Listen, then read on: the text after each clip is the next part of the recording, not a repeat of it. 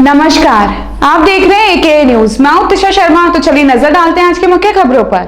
संदिग्ध परिस्थितियों के चलते एक युवक ने लगाई फांसी, मौके पर हुई मौत। मामले की जानकारी देते हुए मृतक ओम प्रकाश के भाई संजय ने बताया कि सुबह उसका भाई काम पर जाने के बाद तबियत खराब होने के कारण जल्दी काम से वापस आ गया।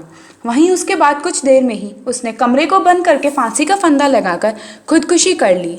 जैसे ही घर में बच्चों के द्वारा संजय को उसके भाई ओम प्रकाश की खुदकुशी करने की जानकारी मिली तो उसके बाद उन्होंने घर पहुंचकर एम्बुलेंस को बुलवाकर ओम प्रकाश को हॉस्पिटल पहुंचाया, लेकिन तब तक ओम प्रकाश की मौत हो चुकी थी। हालांकि खुदकुशी की वजह क्या रही, इसके बारे में अभी तक कोई खुलासा नहीं हो पाया है, लेकिन रामगंज थाना पुलिस ने मुकदमा दर्ज करके मामले की जाँच शुरू कर दी है।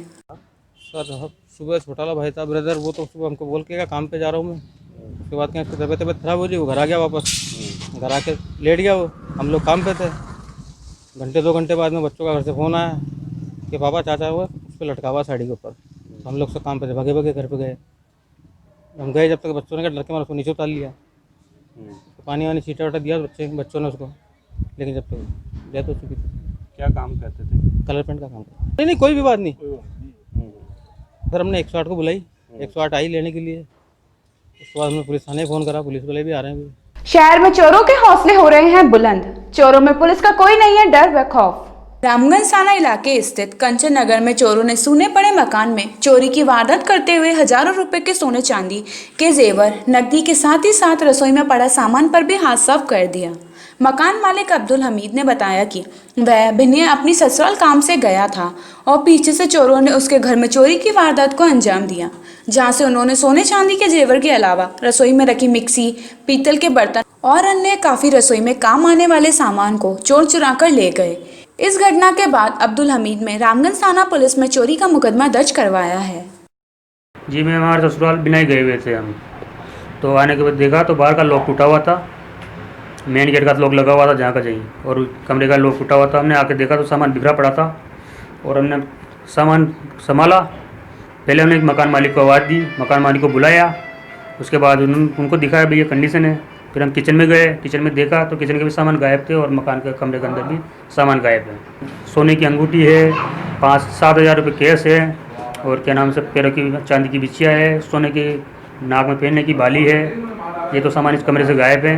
और कढ़ाई, प्रेशर कुकर, भगोनी, मिक्सर और स्टील के और पीतल के अन्य बर्तन भी गायब मिले। जो लगभग देख लो आज की एवरेज के हिसाब से 30,000 35 हज़ार रुपये की समथिंग रामगंज थाने में रिपोर्ट दर्ज कराई। विद्युत वितरण निगम श्रमिक संघ की ओर से स्थगित वेतन व बोनस की मांग को लेकर मुंह पर काले मास्क व हाथों पर काली पट्टी बांधकर जताया विरोध।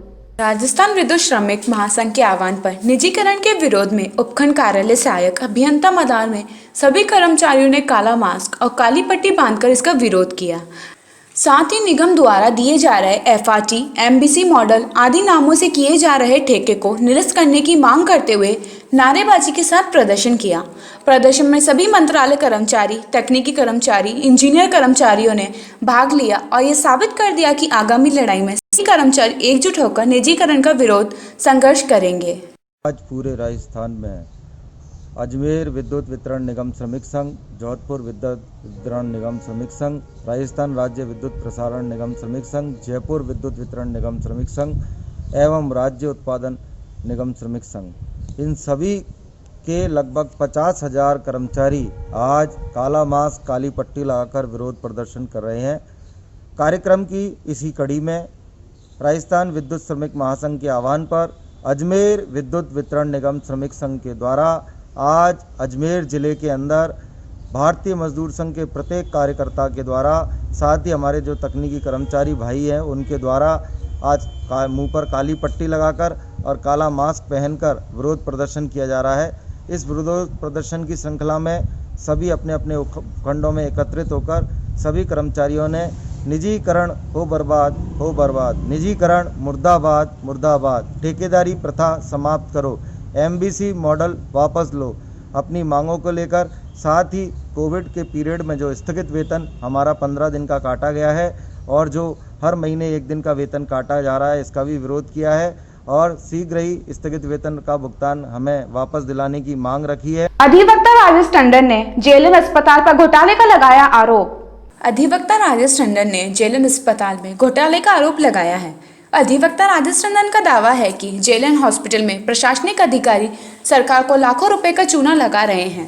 कोरोना महामारी के चलते 900 के अम्बू ट्यूब बैग को 9000 में खरीदा गया, जिसको लेकर राजेश टंडन ने एसीपी द्वारा जांच कराने की मांग की है। राजेश टंडन का कहना है कि एसीपी की जांच करवाई जाए, अन्यथा वह अनशन करेंगे। अजमेर अस्पताल ने 13/8/19 को ई टेंडर नंबर 10/160 के द्वारा 21/2/9 को जो है इन्होंने 31/8/21 तक के लिए अम्बू बैग का रेट कॉन्ट्रैक्ट जो है इन्होंने किया। बड़े लोगों को अम्बू बैग जो है वो था, इनका अम्बू बैग 896 रुपये का, और छोटे बच्चों का अम्बू बैग है वो 784 रुपये का। अब इसमें क्या होता है कि जैसे आप बहुत कैजुअलिटी में गए, आप बहुत ज़बरदस्त सीरियस हो, तो आपको स्ट्रेचर से एम्बुलेंस से उतार के वहाँ तक पहुँचाने का, आईसीयू तक पहुँचाने का, कैजुअलिटी तक पहुँचाने का, वो मास्क एम्बू बैग आपको लगा देते हैं और अम्बू बैग का उसको दबाना शुरू कर देते हैं। काला इतना सा गुब्बारा होता है, नाक पे मास्क के जैसा लग जाता है। उसको जैसे जैसे अम्बू बैग को दबाते जाते हैं तो उसकी ब्रीदिंग जो है, जैसे फेफड़े, कोरोना में फेफड़े, जिसका फेफड़ा चौक हो जाता है, तो वो वहाँ तक उसको अम्बू बैग जो है जीवित अवस्था में पहुँचा देता है। इसलिए अम्बू बैग की बहुत ज़बरदस्त ज़रूरत है। ये इन्होंने सिंह सन से 4157 के तहत, नंबर 4157 के तहत इन्होंने खरीदा, लिया रेट कॉन्ट्रैक्ट। अब क्या हुआ कि इनके जैसे ही कोरोना काल आया और अम्बू बैगों की ज़रूरत पड़ी बहुत ज़बरदस्त, तो इन्होंने बीकानेर की रजत फार्मा से एक अम्बू बैग का ऑर्डर उसको दे दिया 9000 रुपये का। एक 896 रुपये का मिल रहा है, एक इन्होंने 9000 रुपये का उसको दे दिया। और 9096 रुपये का जो दे दिया, उससे क्या हुआ कि सरकार को 11 गुना ज़्यादा पैसे देने पड़े। 11 गुना ज़्यादा पैसे देने पड़े, एक अम्बू बैग पे 8000 समथिंग रुपये ज़्यादा लगे। और इस तरह से ये सरकार को इन्होंने इतना बड़ा नुकसान करा दिया। अम्बू बैग 900 रुपये से भी कम का था, जिस अम्बू बैग को इन्होंने 9000 रुपये का बना दिया। अपनी समस्याओं को लेकर पुजारियों ने जिला कलेक्टर को सौंपा ज्ञापन। पुजारी समाज के लोगों ने अपनी समस्याओं को लेकर जिला कलेक्टर को ज्ञापन सौंपा और कहा कि यदि मुख्यमंत्री द्वारा उनकी समस्याओं की कोई सुनवाई नहीं की गई तो वह आंदोलन करेंगे और जरूरत पड़ने पर विधानसभा का घेराव भी किया जाएगा। मांग हमारी एक ही है, जायज मांग है, वैध मांग है। डोली भूमि के अंदर खातेदारी में पुजारियों के नाम दर्ज हो, पुजारियों पर जो अत्याचार, हत्याएं हो रही हो, बलात्कार हो रहे हैं, वो पूर्ण रूप से बंद हो। सरकार इसको गंभीरता से ले और पुजारियों की जो मूल समस्या है डोली भूमि में खातेदारी में नाम दर्ज कराने की, वो समस्या तुरंत प्रभाव से दूर करें। क्योंकि सरकार आज के स्टेट गवर्नमेंट है, सेंट्रल गवर्नमेंट से कहीं भी किसी भी तरह की जो योजनाएं निकलती है किसान के लिए, जन कल्याणकारी योजनाएं निकलती है, खातेदारी में नाम दर्ज नहीं होने के कारण पुजारियों के उसका लाभ हम पुजारियों को नहीं मिल पाता है। आज पुजारियों की पीड़ा बहुत गहरी है। 30 साल से ये पीड़ा पुजारी झेलते आ रहा है, अब नहीं झेलेंगे। लेकिन एक बर्दाश्त की सीमा होती है। हमारा धैर्य हमारी कमजोरी नहीं है, हमारी कमजोरी नहीं समझे, क्योंकि ये पुजारी समाज है, ये शांति का उपदेश लेके संसार को एक उपदेश देता है।